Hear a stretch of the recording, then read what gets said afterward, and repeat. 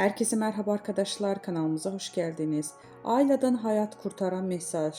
Uzak şehir gönülleri fethetti.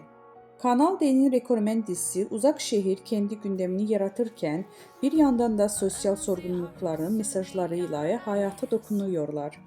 Dizide bu kez kanserden erken teşhis önemine vurgu yapıldı. Kadınlar köy meydanına toplayan Ayla'nın erken teşhis hayat kurtarır temalı sahnesi izleyicilerinden tam not aldı. Dizide hekim olan Ayla, kadınlar biz bedenimizi de yuvamız, bedenimizi koruyacağız diye seslendi.